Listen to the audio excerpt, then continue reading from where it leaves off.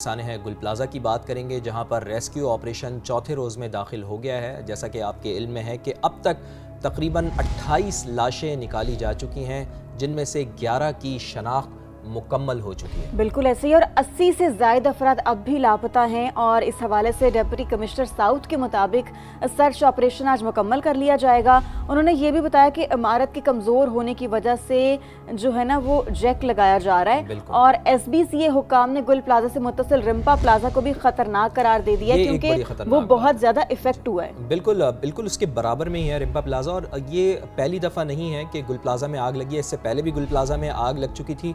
और न सिर्फ गुल प्लाजा में आग लगी बल्कि रिम्पा प्लाजा में भी मुतअद्दिद बार आग लग चुकी है। दुकान मालिकान को इस सिलसिले में नोटिस भी जारी कर दिए गए हैं और लापता अफराद के लवाहिकीन भी बेबस दिखाई दे रहे हैं। ताज़ा तरीन सूरत हाल ज़ीशान मुग़ल से हम जान लेते हैं, वो वहीं पर मौजूद हैं। ज़ीशान, रात भर से आप यहाँ पर मौजूद हैं। सबसे पहले तो ये बताइएगा कि 28 अफराद की शनाख्त हो गई है और मज़ीद कितनी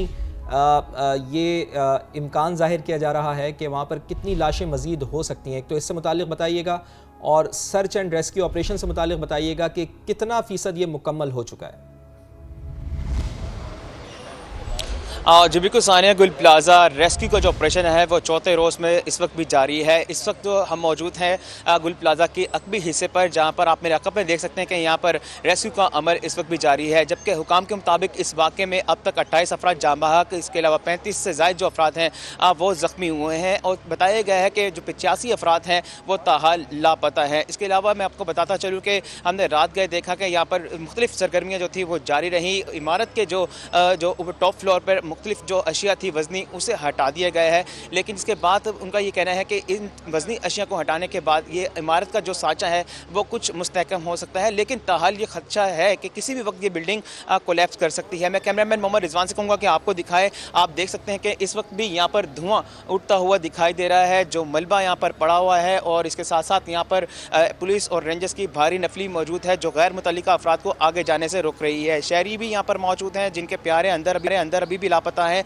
लेकिन कोशिश की जा रही है रेस्क्यू काम की जानिब से इन्हें फौरी तौर पर यहाँ पर रेस्क्यू किया जाए। जब हमारी हुकाम से बात हुई है, उनका ये कहना है कि अगर गुल प्लाजा के हवाले से बात की जाए तो ये इसका बेसमेंट, इसका फर्स्ट फ्लोर, सेकंड फ्लोर और थर्ड फ्लोर जो है वो इस वक्त वहाँ पर काम मुकम्मल कर लिया गया है। तकरीबन 70% काम यहाँ पर मुकम्मल कर लिया गया है। जो बाकी का काम है जहाँ पर बिल्डिंग कोलैप्स की गई है, इसके बराबर में रिम्पा प्लाजा है, वो भी काफ़ी ज़्यादा इफेक्टिव हुआ है। उसके 2 पिलर जो हैं वो टूट फूट का शिकार हैं, जिसके बायस यहाँ पर रात गए SBCA की जो टीमें हैं वो यहाँ पर पहुँची। उन्होंने मुआयना किया, मुआयना करने के बाद उनकी तरफ से रिपोर्ट जारी की गई और नोटिफिकेशन भी जारी किया गया जो दुकानदार हजरात हैं कि यहाँ पर जो रिम्पा प्लाजा है, यहाँ पर गैर यानी कि मुतल्लिका जो सरगर्मियाँ हैं उसे फौरी तौर पर मुअत्तल किया जाए, क्योंकि जो रिम्पा प्लाजा है उसे गिरने का भी यानी कि खदशा जाहिर किया गया है। और इसके साथ साथ यहाँ पर SBCA हुकाम का ये कहना है कि जो भी शख्स इस यहाँ पर मुतल्लिका सरगर्मियों में अमल दखल देगा उसके खिलाफ फौरी तौर पर कार्रवाई अमल में लाई जाएगी।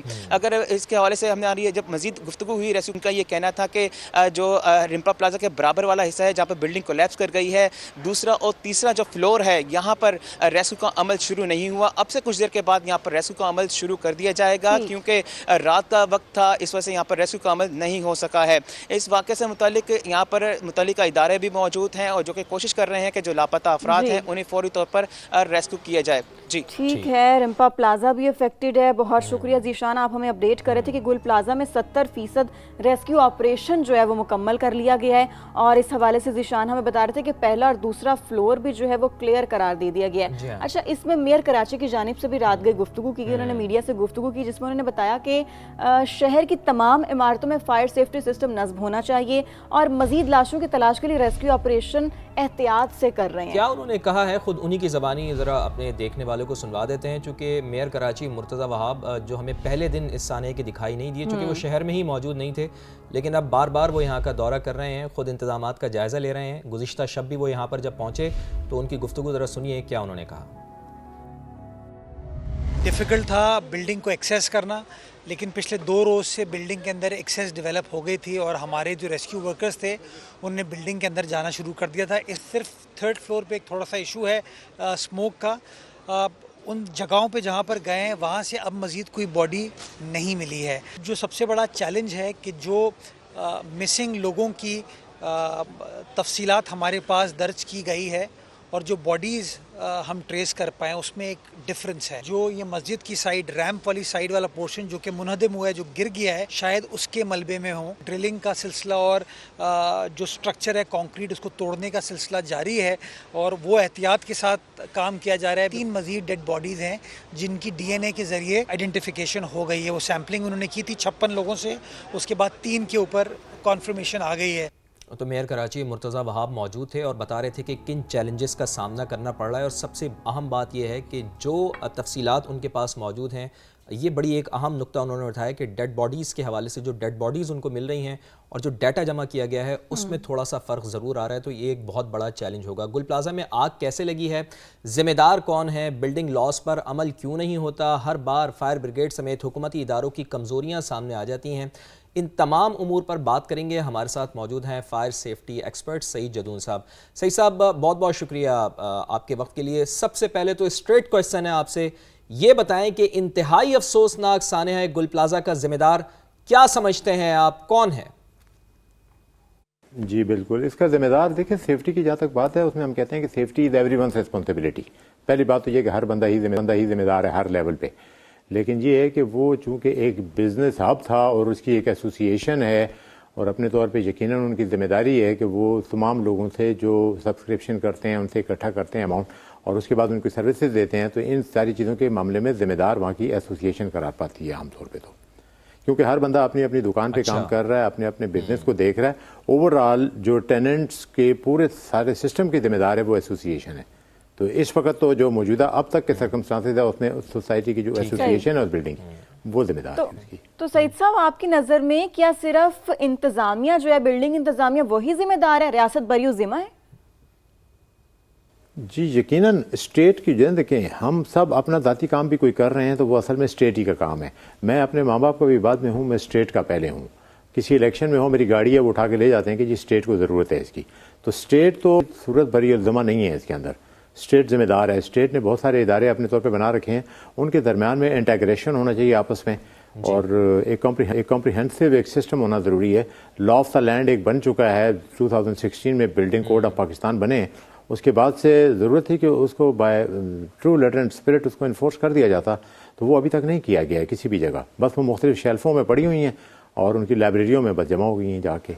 बिल्डिंग कोड ऑफ पाकिस्तान के नाम से पाकिस्तान इंजीनियरिंग काउंसिल और NDMA ने मिल के उनकी काबिश की उन्होंने लॉ ऑफ द लैंड। सही साहब, ये भी ज़रा फरमाइएगा कि हमेशा से ही आग लगने का कोई वाक़या होता है तो फायर ब्रिगेड ताख़ीर से पहुंचती है, इसके बहुत से फैक्टर्स हैं। कराची में ज़ाहिर है जगह जगह ट्रैफिक जैम की सूरत हाल होती है, फिर खुदाई भी वहाँ पर हुई हुई है, तो इस वजह से ट्रैफिक जैम मामूल बना हुआ है और ये मामूल है कि जब भी आग लगती है तो फायर ब्रिगेड हमेशा से ताख़ीर से ही वहाँ पर पहुँचती है। फिर पानी उसके पास भी मौजूद नहीं होता, कम अज़ कम चलें आप ताख़ीर से पहुँच रहे हैं तो पानी तो आपके पास होना चाहिए ना। सबसे अहम, आग बुझाने वाला अमला भी वहाँ पर बहुत कम होता है। क्या जदीद तरबियत की आप नहीं समझते कि कमी है? एक तो पहली बात है कि लेट इन्फॉर्मेशन होती है, लोग फायर डिपार्टमेंट को कॉल नहीं करते हैं, वो अपने तौर पे समझते हैं कि किसी किस्म की मैं इंक्वायरी में फंस जाऊंगा और कोई प्रॉब्लम हो सकता है। दूसरा, उसमें रोड का जो ट्रैफिक का कंजेशन है, ट्रैफिक शाम का जो रश का सूरत हाल है, वो कोई ढकी छुपी नहीं है। और पानी की शॉर्टेज, कोई स्टेट की कोई लाइनें वहाँ मौजूद नहीं है, इस बिल्डिंग में कोई अंडर वाटर रिजर्वायर बड़ा नहीं था, ओवरहेड नहीं था, तो गाड़ी जो खाली होती थी फिर ज़ाहिर है उसको 4-6 हज़ार गैलन पानी होता है, वो चंद मिनटों में खाली हो जाता है, उसको फिर वापस जाके और उसको अपने हेडक्वार्टर से लेके आना पड़ता था। इसके अलावा जो है वहाँ पे जो तमाशाई थे, जो उस हादसे में जिनका कोई ताल्लुक नहीं भी है, वो राहगीर सारे स्पेक्टेटर जो तमाशबीन है, वो एक बहुत बड़ी रुकावट बन जाते हैं कि गाड़ी को पार कहाँ किया जाए। लोग अपनी पार्किंग अपनी गाड़ियाँ निकाल रहे होते हैं, ये एक बड़ा मसला बनता है।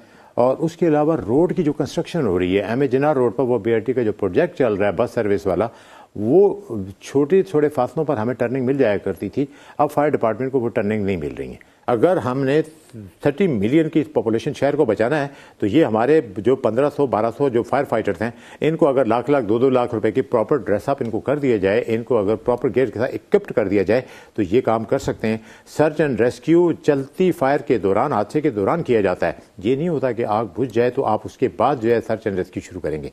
एक एक लम्हा कीमती होता है और उन हालात में फायर फाइटर्स की अपनी प्रोटेक्शन के लिए PPEs के अलावा, इसके अलावा जो इमरजेंसी सिस्टम है उसको एक्सपोज किया है। हम बिल्डिंग बाय लॉस की बात करें तो कराची में अंधेर नगरी मची हुई है,